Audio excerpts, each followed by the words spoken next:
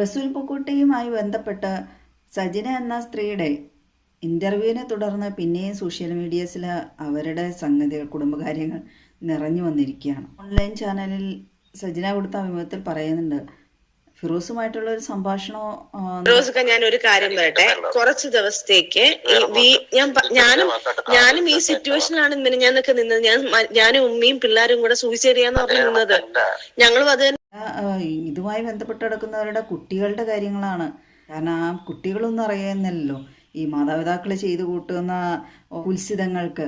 അവരെന്ത് തെറ്റുകാരാണ്, എന്ത് പാവം ചെയ്തിട്ടാണ് അവര് ഇങ്ങനെ മറ്റുള്ളവരുടെ മുമ്പിൽ നാണം കിടുന്നത്? ഈ മാതാപിതാക്കളൊക്കെ കാരണം. എനിക്കൊന്നേ പറയാനുള്ളൂ, സജന ഇങ്ങനെ സൂചിപ്പിച്ച സ്ഥിതിക്ക് വെളിപ്പെടുത്തൽ ഒരു ആത്മഹത്യാ ഭീഷണിയിൽ ഭാവിയെക്കുറിച്ച് സൂചന ഇല്ലാതില്ല. ചൈൽഡ് ലൈൻ കാര്യമില്ലതും ഇതൊക്കെ കേൾക്കുന്നുണ്ടെങ്കിൽ തീർച്ചയായും ആ കുട്ടികളുടെയൊക്കെ ഭാവിയെ ഓർത്ത് അവരൊന്ന് ഏറ്റെടുക്കണമായിരിക്കും നല്ലത് എന്നൊന്ന് സൂചിപ്പിക്കാൻ വേണ്ടിയാണ് ഞാൻ ഈ വീഡിയോ ചെയ്യുന്നത് തന്നെ. റസൂൽ പൂക്കുട്ടിയുടെ ആണെങ്കിലും അദ്ദേഹത്തിനെതിരെയും അല്ലെങ്കിൽ അദ്ദേഹത്തെക്കുറിച്ചൊക്കെ ഈ സ്ത്രീ ഇങ്ങനെ പബ്ലിക്കായിട്ട് വന്ന് പറയുകയാണ്.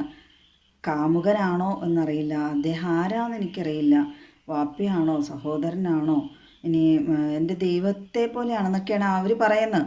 പക്ഷേ എവിടെയാണ് പ്രശ്നം? കാമുകനാണോ എന്നുള്ള വാക്ക് അവർ ആദ്യമേ പറഞ്ഞു കഴിഞ്ഞു. അങ്ങനെ അല്ല എന്നല്ല അവർ പറയുന്നത്. കാമുകൻ എന്നൊരു സ്ഥാനം അദ്ദേഹത്തിന് കൊടുത്തു അവർ. അല്ലെ അവർ തർപ്പിച്ച് പറയുമായിരുന്നല്ലോ, അങ്ങനെയല്ല, അദ്ദേഹം എൻ്റെ സഹോദരന് തുല്യനാണ്, അല്ലെ ബാപ്പയ്ക്ക് തുല്യമാണ്, അങ്ങനെയൊന്നും അല്ല ആ സ്ത്രീ പറഞ്ഞത്. അത് ഈ റസൂൽ പൂക്കുട്ടിയുടെ ഭാര്യയും മക്കളുമൊക്കെ കേൾക്കുമ്പോൾ ഉണ്ടാകുന്ന ഒരു അവസ്ഥ ഒന്ന് ഓർത്ത് നോക്കൂ.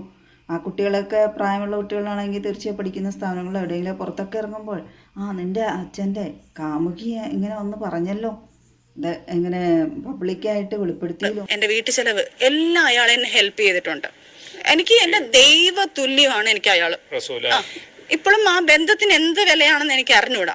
എനിക്ക് എന്റെ ആരാന്ന് ചോദിച്ചാൽ എനിക്ക് ഇപ്പോഴും പുള്ളി എന്താണെന്ന് എനിക്ക് മെൻഷൻ ചെയ്യാൻ പറ്റുന്നില്ല. ഒരു കാമുകനാണോ, അല്ലെങ്കിൽ ഒരു സഹോദരനാണോ, അല്ലെങ്കിൽ ഒരു വാപ്പാണോ, ഒരു എന്താണെന്ന് എനിക്ക് അറിഞ്ഞൂടാ. പിന്നെ അവരുടെ ഭർത്താവായിരുന്ന ഫിറോസ് സജിനയും റസൂൽ പൂക്കുട്ടിയും തമ്മിലുള്ള വിഹിത ബന്ധത്തിന്റെ ഓഡിയോ ക്ലിപ്പുകളൊക്കെ ഇട്ടതുകൊണ്ടാണ് നാട്ടുകാരും അറിഞ്ഞതും വിശ്വസിച്ചതും. ഈ സ്ത്രീ മക്കളുള്ളപ്പോൾ തന്നെയാണ് ഓരോരുത്തരെയും കൂടെ ഒളിച്ചോടി പോകുന്നത്. ഒരു ആളുടെ കൂടെ പോയിട്ട് അയാളുടെ ഒപ്പം ഇരുന്ന് ഈ ഫിറോസിനെ വേണ്ട എന്നുള്ള രീതിയിലുണ്ട്, എഗ്രിമെൻറ്റോ അതാണ്ടൊക്കെ എഴുതണ ഒരു വീഡിയോ, അത് നേരിട്ട് തന്നെ അവർ ഫിറോസിനെ അയച്ചു കൊടുത്താണ്.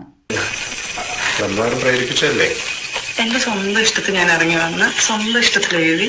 എനിക്ക് നാളെ കാലത്ത് എൻ്റെ ലൈഫിൽ നമ്മളെ ലൈഫിൽ ഒരിക്കലും ഒരു ബാധ്യത ആവില്ല ഫിറോസ്. അതിന് വേണ്ടിയിട്ട് എഴുതി.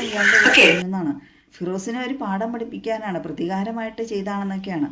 അതേ വായം കൊണ്ട് തന്നെ അവർ പറയും അവനെ വേണ്ടാന്ന് വെച്ച് തന്നെ പോയതാണ് ഇയാളുടെ കൂടെ എഴുതുന്ന ഒരു വീഡിയോ വന്നിട്ടുണ്ട്. അതുള്ളത് തന്നെയാണ്. കാരണം എനിക്ക് നമ്മളെ ലൈഫിൽ വേണ്ടാന്ന് വെച്ച് ഞാൻ പോയത് തന്നെയാണ് അത്. അപ്പം ഞാൻ ഇവന്റെ റിവെഞ്ച് മൈൻഡിൽ, അതായത് ഇവൻ എൻ്റെ അടുത്ത് കാണിച്ചതിന്റെ ഒരു ക്രൂക്കഡ് മൈൻഡിലാണ് ഞാൻ ജീവിക്കാനല്ല, ഇവനുള്ളൊരു പണിഷ്മെന്റ്. ആദ്യം പറഞ്ഞു ഫിറോസിനെ വേണ്ടാന്ന് വെച്ച് തന്നെ അയാളുടെ കൂടെ പോയെന്ന്. പിന്നീട് പറയുന്നു ഫിറോസിനോടുള്ള പ്രതികാരം തീർക്കാൻ പോയതാണ്. സജിന തന്നെ പറയുന്നുണ്ട്, ഒളിച്ചോടിപ്പോയതിൻ്റെ കൂടെ ഇഷ്ടം തോന്നി, ആ പ്രായത്തിൽ അങ്ങനെ തോന്നൂലോ, അങ്ങനെ പ്രണയം തോന്നി തന്നെ പോയതാണെന്നൊക്കെയാണ് പറയുന്നത്. ക്രൂരത നമ്മളടുത്ത് കാണിക്കുമ്പോൾ സ്വാഭാവികമായിട്ട് നമുക്ക് ഒരാളുടെ അറ്റാച്ച്മെന്റ് തോന്നും. അത് സ്വാഭാവികം. എന്റെ കൊച്ചു പ്രായമാണ്. അന്നത്തെ പ്രായത്തിൽ പൊട്ടത്തരത്തിൽ നമ്മൾ ചിലപ്പം ആരെങ്കിലും അഞ്ചാറ് വാക്ക് പറഞ്ഞാൽ നമ്മൾ വീണു. സജിന ഇത്തരത്തിലൊക്കെ ഇങ്ങനെ പറയുമ്പോൾ ഏതാണ് വിശ്വസിക്കേണ്ടത്? അയാളാണെങ്കിൽ ഈ സ്ത്രീ വർക്ക് ചെയ്ത ഒരു ആൽബത്തിലെ ഷോർട്ട് ഫിലിമിൻ്റെ എന്തൊക്കെയോ പ്രൊഡ്യൂസറൊക്കെ ആയിരുന്നു.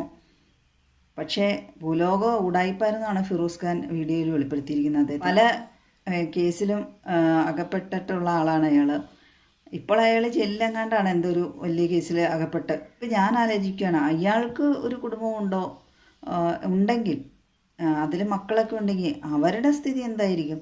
ഈ സജിന ഇടയ്ക്കിടയ്ക്ക് മക്കളെ ഉമ്മാനെയൊക്കെ വലിച്ചിടുന്ന സഹതാപം കിട്ടാൻ വേണ്ടിയാണ് മറ്റുള്ളവർ എല്ലാവരുടെയും കൂടെ പോയി. അന്നേരം ഒന്നും ആ മക്കളെക്കുറിച്ച് ഓർക്കാത്ത എന്താണെന്ന് അറിയില്ല.